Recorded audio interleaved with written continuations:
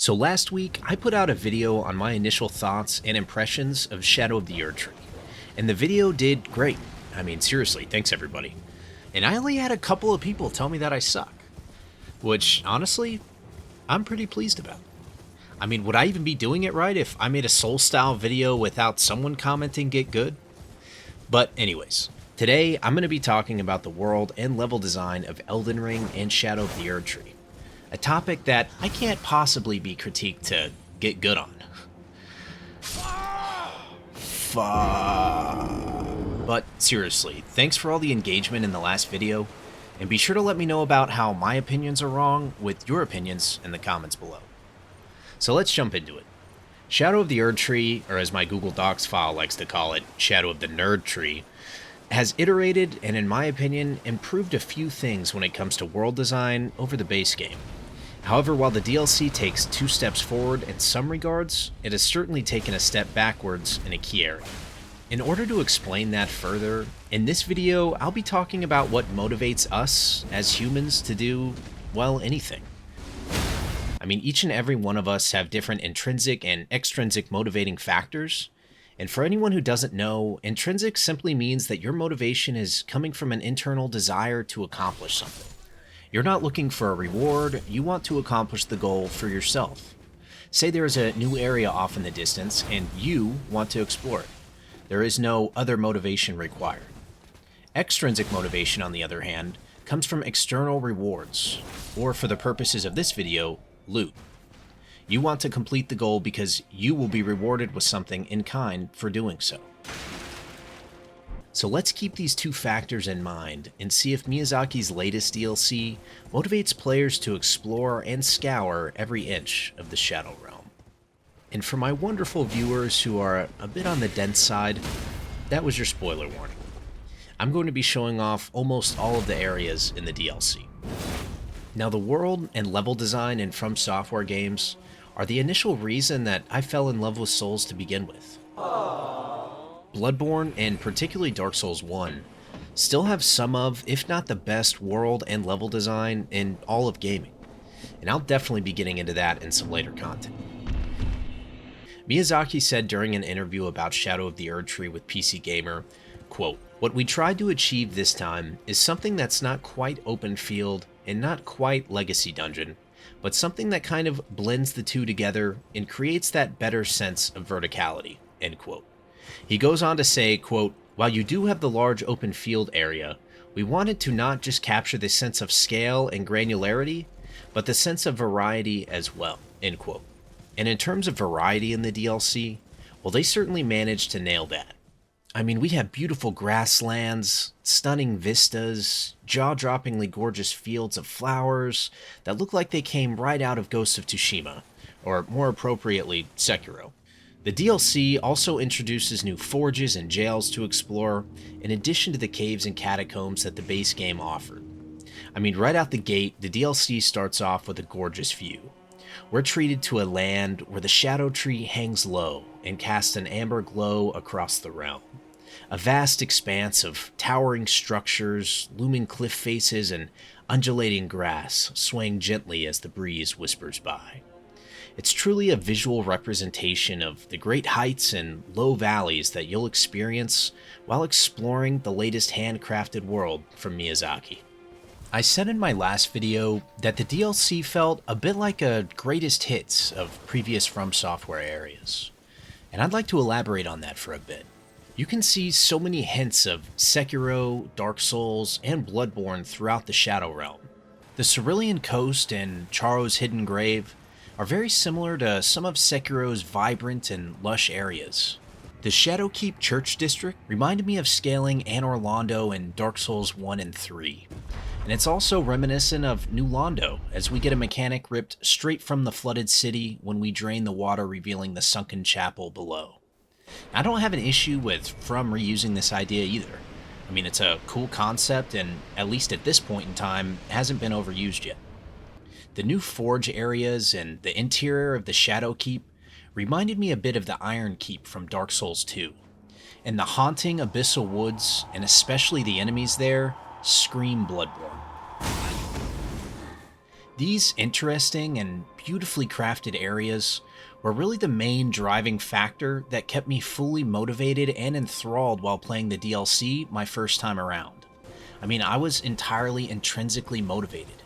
I wanted to see more of the world because, wow, it's more Elden Ring, and look how cool the map is, and that's a beautiful area over there. I wonder what secrets and treasures it's hiding. The only problem is, oftentimes, I was greeted with vast, sprawling, empty areas, with very little real extrinsic reward.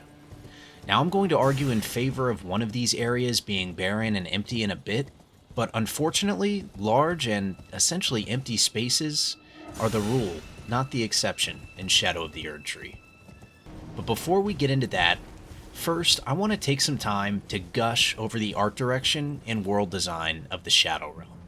The density on display here in terms of the verticality and utilization of the actual map area is incredibly unique. While the base game of Elden Ring certainly had verticality and areas that were inaccessible unless you accessed them from the underground with an elevator lift, Shadow of the Erdtree takes things in a bit more of an organic direction. There are no longer elevator rides that take you deep under the Shadow Realm. Once you collect the map, basically all areas of exploration are viewable. I mean, the challenge then becomes, how do you get there? And as much as I'd like it to, I know Torrent's double jump won't save me from that fall damage. The sheer number of areas that you can see in the distance from the gravesite plain is impressive in its own right. I mean, off in the distance, you can see the jagged peaks. And as you scan the horizon, you see the suppressing pillar, followed by the scorched ruins and Castle Inzis. Your gaze is drawn up to the large keep that is dwelling in the shadow of the Erdtree. As your eyes continue to wander north, you can actually see the northern nameless mausoleum on the isolated plateau that seems so insurmountable to reach. The waterfall to the right draws you in as your gaze descends and you see the towers of what appears to be a fort shrouded in fog. As we travel to the southwest of the gravesite plain, we are greeted with a vast, wide-open view of multiple areas boasting varied levels of elevation. If we take a closer look... out of the way, Torrent. As I was saying, if we take a closer look, we can see an iron golem in the distance. And at this point in the DLC, I was still naive and thought that it would be a fun enemy to fight. But if you look closely through the fog, we can also see the southern nameless mausoleum. I mean, this instantly reminded me of the isolated island with the Dragon Communion Church to the west of Limgrave, so I knew that I'd be going underground to get to that area. And this giant hole? Well, it just looks a little too inviting. With intrigue building, you can continue down the coastline to the south. You'll notice a larger-than-life dragon corpse that is still as a statue. And as you scan to the left, you'll notice a path leading into an entirely new, undiscovered area. In Shadow of the Erdtree, far-off landmarks and areas aren't just window dressing. I mean, you can go out and explore all of it. Now, if that's not intrinsically motivating, then I don't know what is. I mean, I really like the challenge of having to figure out how to get to certain areas of the map, and in some ways, the entire map of Shadow of the Erdtree felt kind of like a traditional legacy dungeon, but just one that you can explore with Torrent. Speaking of traditional legacy dungeons, let's mention them briefly, because I'd be remiss not to. Shadow of the Erdtree boasts 5 new legacy dungeons, and depending on how you qualify them, you have the Bellerot Tower Settlement, Castle Inzis, the Shadow Keep, Midra's Manse, and Inir Ilum. Now I'm sure I'm pronouncing that incorrectly, but Inir Ilum has many different potential translations. I mean, if it's derived from the Hebrew or Akkadian language, then a reasonable translation could be Birthplace of the Gods, or Birthplace of God, a suitable name for a literal castle in the sky. But of these 5 legacy dungeons, none of them quite live up to Stormville Castle, the Academy, or the capital city of Lindell, in my opinion. While the Shadow Keep and Inir Ilum are certainly the closest, the Shadow Keep felt a little too disjointed. I mean, it's almost like 3 separate areas fused together and separated by massive lifts. The centerpiece for the dungeon, the storehouse area, has 3 different lifts that take you to different isolated areas of the Shadowkeep. One will take you back down to the main gate where you defeated the hippo, one will take you down to the church district, and one will take you down to a teleport coffin. Now, I did love the verticality inside of the storehouse area of the Shadowkeep, but it's me, so I have a few complaints. I mean, first off, this is like the 4th time we've done the whole Duke's Archive thing. I get it, almost every castle has some kind of library section, but it's been reused quite a bit at this point. I mean, Dark Souls 1, we had the OG Duke's Archives, Dark Souls 3 had the Grand Archives, and Bloodborne had the entire library section in Castle Cainhurst. And don't tell me that this is completely different because they're not books, they're stone slabs. Sure, whatever. But more importantly than that, I would have liked to see more dynamic interaction with the massive statues. I mean, once you pull the lever once and move the statues, that's it. No more interaction, you can't change them back. The lever only does one thing. In fact, there's no way to organically get to some of the areas of the Shadowkeep once the statues are moved without having to fast travel to a previously discovered site of grace. Anir Ilum stands out in terms of its verticality and unique design. My only problem with it is that there isn't more of it. I mean, it's really not a very large area. Now, I give it a bit of a pass, as it is the final area leading up to the last encounter, and it's also just a dope castle in the sky, and it has one wild and crazy off-the-beaten path that actually ends up taking you back down to the very base of the poisoned swamp in the Belarut Tower settlement. Descending all the way down to the specific area that I actually noticed while exploring the tower settlement in the beginning of the DLC was freaking awesome, and it's the kind of stuff that I love to see from Software. Anyways, the other 3 are honestly more comparable to areas like the Manor in Liurnia, or Castle Morn, or Necron, the Eternal City. I mean, they're fairly small areas that are certainly great in their own right, but they just don't compare in terms of size, scale, or density to the best Legacy dungeons that the base game has to offer. The good news is that Legacy dungeons provide plenty of both intrinsic and extrinsic motivation to fully explore them. Most of the meaningful and useful items in Shadow of the Erdtree will be found either in Legacy dungeons or other clearly marked explorable areas like forts, forges, or jails. This adds value to specific areas that are meant to be explored, but unfortunately it detracts from the open world, which also must be thoroughly explored in order to find the cool and unique hidden areas. Now, this is somewhat what I meant when I said the open world feels a bit like a Legacy dungeon in its own right, just larger and more open. I mean, progression to the next area isn't always straightforward, and you'll need to consult the map and explore and look around to find secret paths or narrow passageways that lead to entirely new areas. And when compared to Elden Ring's base game, there were only a couple of locations that really fit the bill with that. I mean, we had the sunken area in Caelid with the Colosseum that you had to take a lift from the underground to reach, and we had the elevated plateau above Liurnia that you had to take a lift from the underground to reach. Now, don't get me wrong, I love the underground areas in Elden Ring. In fact, they were some of my favorites. But the DLC does an even better job at incorporating tight world and level design to weave different layers and areas of the map on top of each other without having to separate them into different zones. It was pretty satisfying when I was able to figure out how to make my way down to the ruins of Unt from the Shadowkeep, only to keep following the river down to realize that it was the area below the Bonnie village that I had seen hours before. After continuing down the river, you end up finding the Darklight Catacombs, which open up to an entirely optional large area called the Abyssal Woods. Now, the first time I found this area, I had just finished fighting the Darklight Catacombs boss with my cousin at like 2 a.m. He decided to hit the hay, but I really wanted to know what lingered beyond in the mysterious forest. The first thing that you'll notice off the bat is that Torrent won't come to your aid. Not that he can't be summoned like in many other areas of the game, but that our spirit steed is frightened and unwilling to appear. This item description might help to explain why that is. The Surging Frenzied Flame states, "Spirits are eternal. and yet frenzied flame melts them away regardless. Tough to blame Torrent on that one. A dense fog overlays the desolate woods. There are many areas where darkness and gloom prevent you from being able to see the comforting sky above. Now, put yourself in my shoes here. It's late into the early morning, my steed has abandoned me, and all of a sudden I see these frenzy-like looking freaks off in the distance. It instantly took me back to the Winter Lanterns in Bloodborne, and I thought to myself, okay, I got this. Range will do it. Now, I'm not the sharpest tool in the shed sometimes, and I completely missed the developer messages warning me to stay out of combat and to crouch in the tall grass. Needless to say, I got wrecked, and it was amazing and terrifying all at the same time.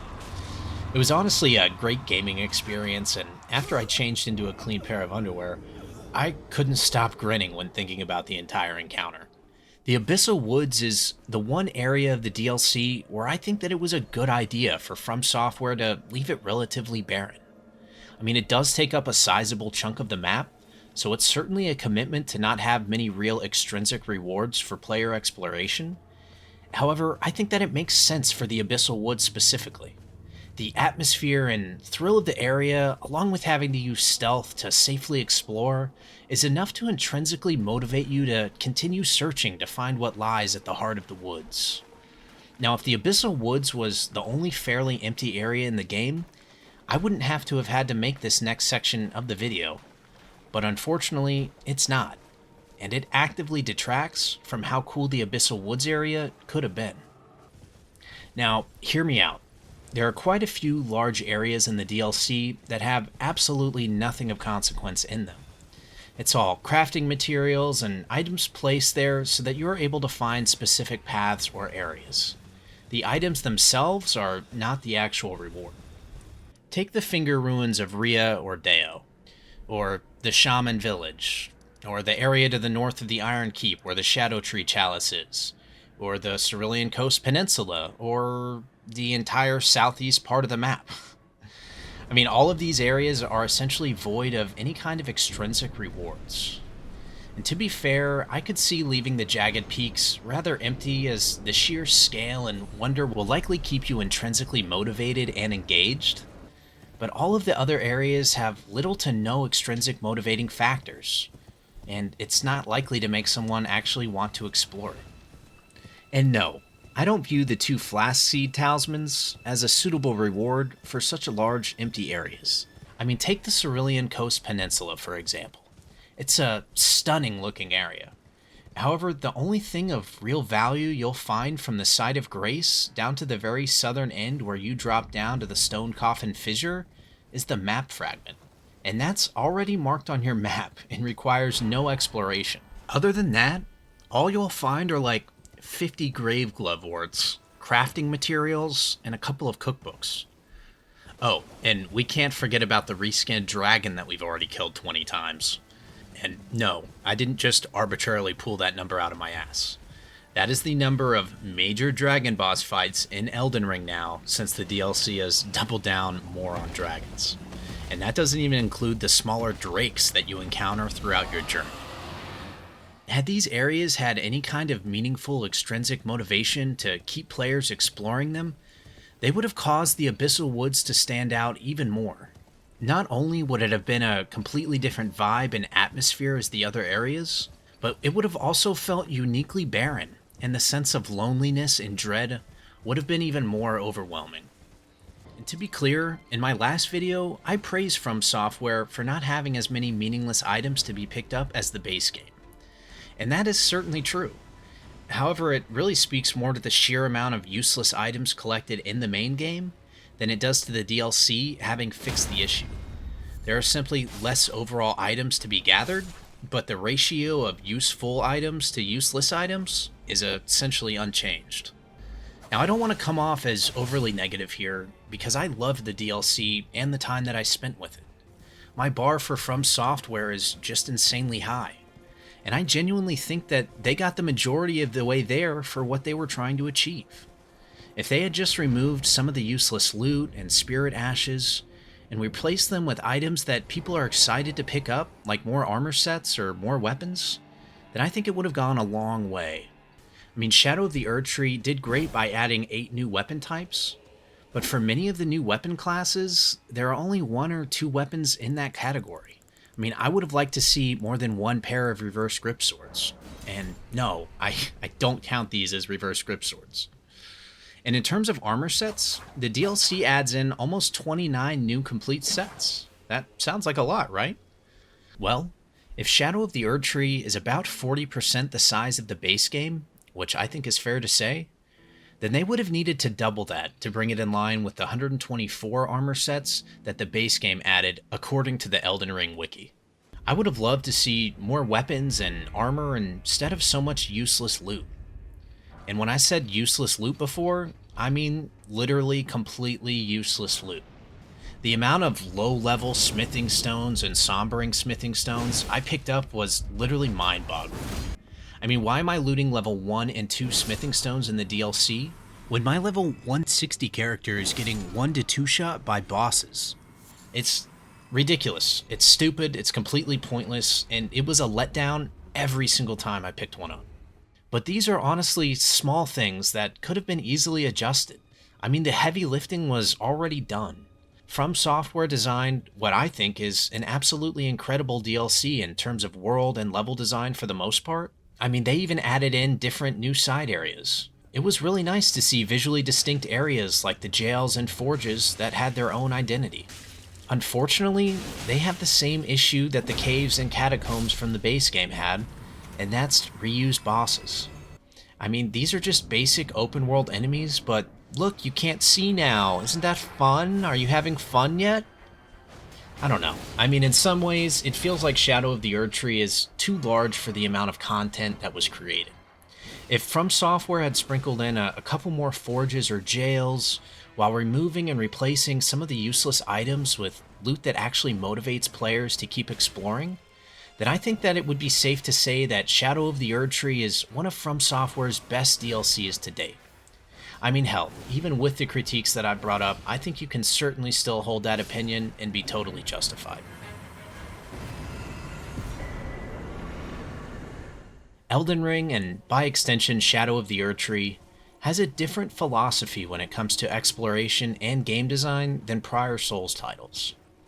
Elden Ring changed things up to a truly open-world setting, and in my opinion, they created one of, if not, the most compelling and interesting open world to date. However, I don't think that any open world game can compete with the Dark Souls games or Bloodborne in terms of tight, interconnected world and level design. And my hope is that From Software's next game, they take everything that they learned from Elden Ring and create a truly comprehensive, dense, interconnected world that gives Dark Souls 1 a run for its money. Well, I appreciate each and every one of you who made it this far in the video. I really do. I have a couple of other long-form videos that I'm currently working on that always take longer than I think. Always the optimist when it comes to time management. But fear not, ye tarnished. More content is on the way. And remember, always fear the old blood.